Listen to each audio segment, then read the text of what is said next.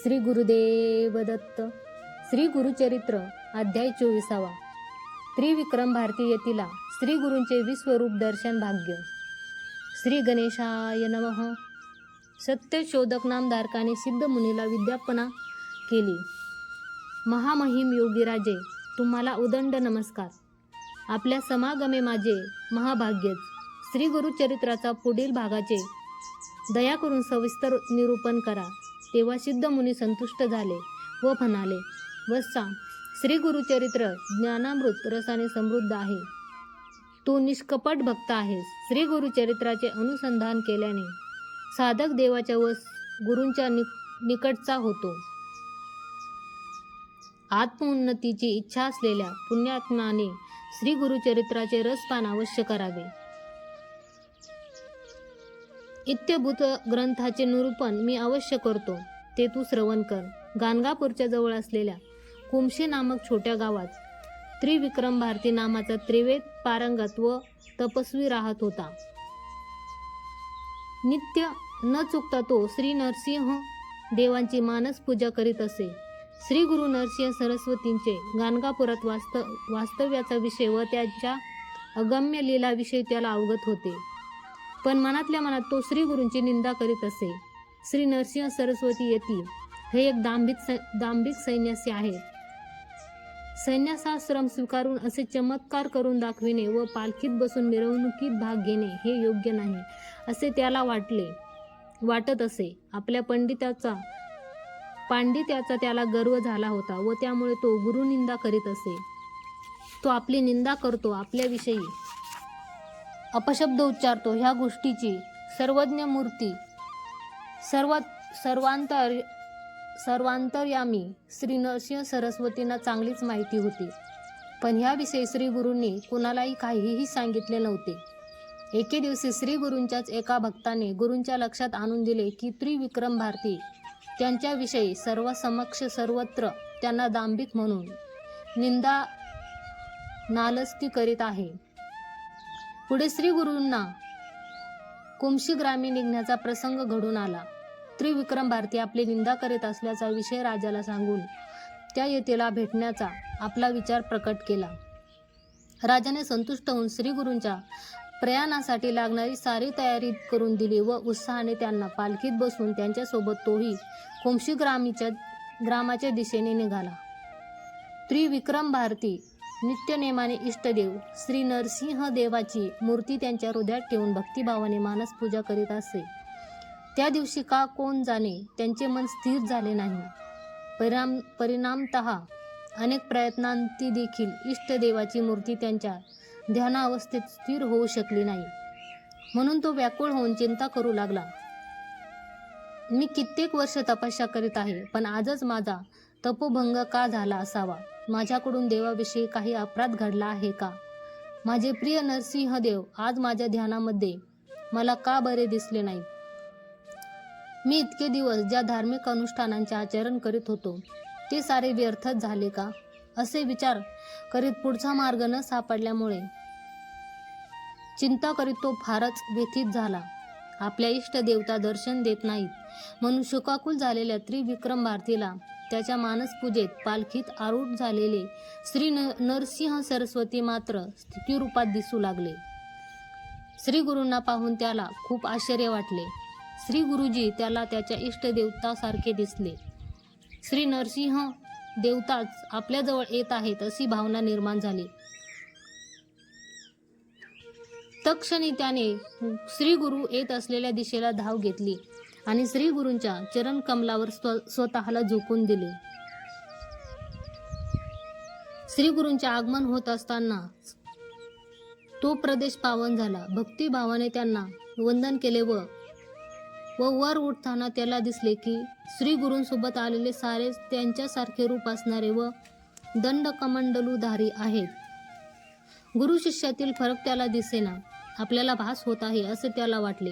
मनात इतका गोंधळ वाढला की काही वेळ तो स्तब्ध उभा राहिला. भयभ्रांतीग्रस्त होऊन त्याने पुन्हा एकदा श्री गुरूंचे चरण धरले व म्हणाला, हे प्रभू सद्गुरू, आपण त्रिमूर्ती स्वरूपी व षडगुण्य ऐश्वर्य सद्गुरू आहात. आपणच देवांना देवत्व प्रदान करता. परम सत्य स्वतः आपल्या रूपांतर प्रकट झाले आहे. मी मायेच्या अधीन होऊन आपले निज रूप जाणायला कमी पडलो. कृपया मला आपल्या निज रूपाचा परिचय करून द्या. माझे आराध्य दैवत श्री नरसिंह देव आपणच आहात. पण आता इथे सर्वांचे रूप एकच दिसत असल्यामुळे खरे श्री नरसिंह सरस्वती येथे कोण हे मला समजलेले नाही. आपण आपल्या निज रूपात प्रकट होऊन माझ्या मनातल्या गोंधळाचे निवारण करा. मला तुमचे स्वरूप कळले नाही. विश्वव्यापी आपण मला तुमच्या निजरूप दर्शनाचे भाग्य अनुग्रह करा. माझ्या साध्या नयनाद्वारे मी तुम्हाला ओळखू शकत नाही. आपल्या दर्शन भाग्याने माझी दीर्घ मानस पूजा फलद्रूप झाली असे मी समजेन.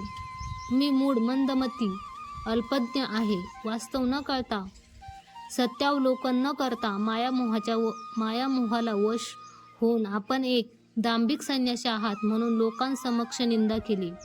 माझ्या पापकृत्याला क्षमा करा व माझा उद्धार करा. गुरु व इष्टदेवता वेगळे नसतात हे आपण सिद्ध करून दाखविले.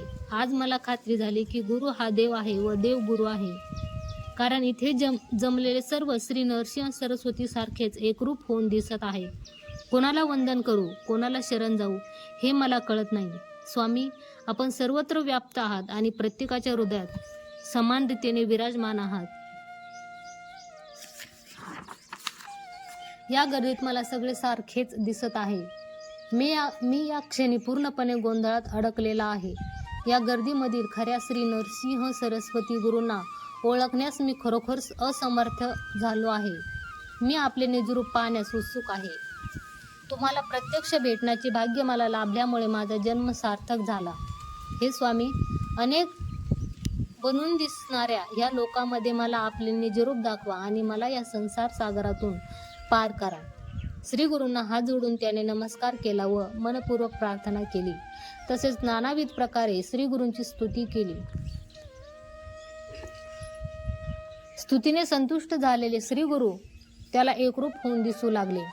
तिथे जमलेले सर्व आपापल्या मूळ रूपात विभिन्न दिसू लागले. त्यांचे एकरूपत्व लुप्त झाले होते. यापूर्वी ज्याने गुरु एक चमत्कारिक पुरुष आणि संमोहिनी विद्येचा प्रयोग करणारा माणूस म्हणून परिहास केला होता, त्याने आता सत्य जाणले होते व त्याविषयी त्याला लज्जा वाटत होती. श्री गुरु हसतच त्रिविक्रम भारतीला म्हणाले, हे महान यती, अज्ञानी वा अहंकारी असलेले सत्याचे आकलन करण्यात अपयशी ठरतात. त्यामुळेच तू आम्ही दांभिक संन्यासी आहोत असे निंदा करीत होतास. केवळ वेदांत शिकून वा धर्मग्रंथाचे अध्ययन करून कोणाला परिपूर्ण पंडित बनता येत नाही. पांडित्य तथा तर्कद्वारे कुणी भगवंताला जाणू शकत नाही. जोपर्यंत अंगात राग द्वेष असतो तोपर्यंत तत्वबोध अथवा सत्याचा परिचय होत नाही. केवळ ज्ञानी मात्र आपल्या देहात असलेल्या भगवंताला पाहू शकतो. स्वानुभवाचे ज्ञानच शुद्ध ज्ञान. सद्गुरूची सेवा करून त्यांच्या कृपेला पात्र झाल्यावर किंवा ईश्वर कृपेने ज्ञान मिळते. जेव्हा स्वानुभव शास्त्रवचन गुरुवचन यांचे एखाद्यात ऐक्य होते तेव्हा त्याच्या भ्रमाचे शीघ्र निरसन होते व त्याला सत्याचा साक्षात्कार होतो. अज्ञानी माणसं खरा अर्थ तत्व समजण्यात पराभूत होतात. तुझ्या भक्तीची परीक्षा घेण्यासाठीच आम्हाला इथे यावे लागले. आज नरसिंह देवाची मानसपूजा करीत असताना तुला आमचा परिचय झाला. गुरुच श्री नरसिंह आहेत व श्री नरसिंहच गुरु आहेत याची जाणीव तुला झाली. आमचाच तसा संकल्प होता व त्याप्रमाणे झाले. संपूर्ण विश्वच खरे तर गुरु स्वरूप असते हे सत्य तू समजून घे. तर मग आम्ही दांभिक कसे काय झालो? दंभ म्हणजे काय हे तू मला अगोदर सांग. तुझ्यामध्येच वास केलेल्या हरीने तुला ह्याविषयी उचित मार्गदर्शन केले आहे. हरिस्वरूपी श्री गुरूंची दृढ भक्ती केल्याने अविद्या निघून जाते. अशा प्रकारे श्री गुरूंनी त्रिविक्रमाची कान उघडणी केली.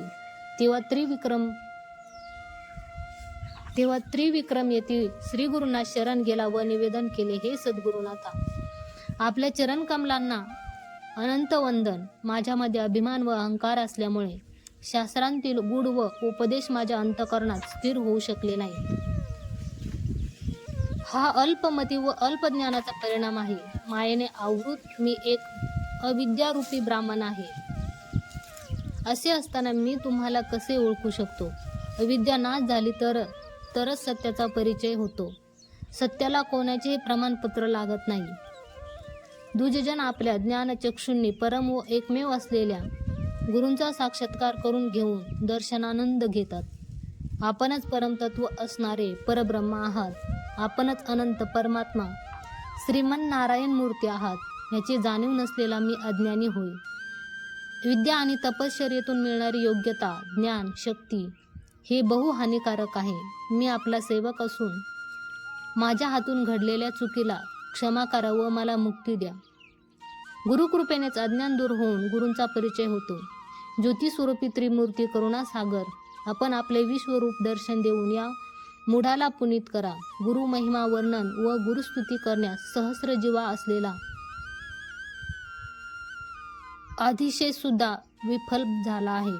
आपल्या दर्शनाने मी कृतार्थ झालो. आपल्या अनुग्रहाने माझे सर्व क्लेश दोष नाश होऊन माझे मन अध्यात्मात स्थिरावले आहे, ह्यात संशय नाही. ज्या प्रकारे श्रीकृष्ण परमात्म्याने दीनभक्त विदुराच्या घरी आगमन करून दर्शन दिले, त्याच प्रकारेच माझ्या बाबतीतही आपण अनायासे मला अनुग्रह केला आहे. मला या विनाशकारी जगातून सोडवण्यासाठीच आपण आला आहात. हे सर्व कृत्य मला मिळालेल्या अल्पज्ञानाचे परिणाम आहे. पुस्तकीय ज्ञान कधीही कुणालाही आत्मसाक्षात्कारासाठी सहकार्य करत नाही.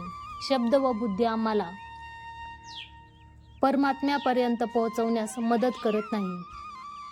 मी आपला अपराधी आहे, मला क्षमा करा. त्रिविक्रम भारतीने भक्तिपूर्वक अनेक प्रकारे श्रीगुरूंची स्तुती केली. तेव्हा श्रीगुरु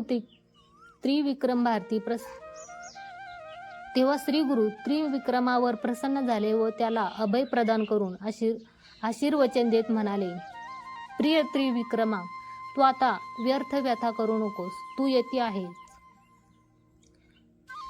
गुरुच तारक आहे व त्याच्याविषयी जीवन परिपूर्ण होत नाही ह्याचे ज्ञान तुला झालेले आहे. पण गुरुमध्ये मनुष्यबुद्धी ठेवणे योग्य नाही. भक्ताने कधी स्वतःला श्रेष्ठ मानू नये. या उलट स्वतःला सामान्य समजावे. परमात्म तत्व व गुरुतत्व ही भिन्न आहेत. गुरुतत्व हे अतिशय गुप्त व एक अपूर्व घटक आहे. बाह्य दृष्टीला दिसणारे माझे हे शरीर गुरु नव्हे. तुझी भक्ती खरोखरच अनुपम आहे. आतापासून तुझ्यावर अखंड गुरुकृपा असल्याने तुला परमार्थही लवकर साध्य होईल. गुरुकृपेविना आध्यात्मिक प्रगती यश हे दूरचे स्वप्न होईल. गुरुकृपेने तुला सर्व सिद्धी प्राप्त होईल. तू आता मोक्ष साम्राज्याला अहर्य झाला आहेस. इथून पुढे तुला पुनर्जन्म नसेल. परमात्मा सर्वस्व आहे अशी भावना बाळगणाऱ्याला परमात्मा अतिशय प्रेम करतो. अंततोगत्वा तू ईश्वरात विलीन होशील. अशा प्रकारे त्याला अनुग्रहित करून श्री गुरु गाणगापूरला परतले. सिद्धमुनी नामधारकाला उद्देशून म्हणाले, हे प्रिय शिष्या, बघ, तूही हे समजून घे. त्रिमूर्ती स्वरूपी गुरूंची महिमा अपरंपार आहे. श्री गुरु परिपक्वतेची पूर्णत्वाचे साकार मूर्ती आहे. अशा अवतारी पुरुषाला मनुष्य असे समजून वर्तन केलेल्यांना सप्तजन्मपर्यंत यमपुरीच गती होते. म्हणून तू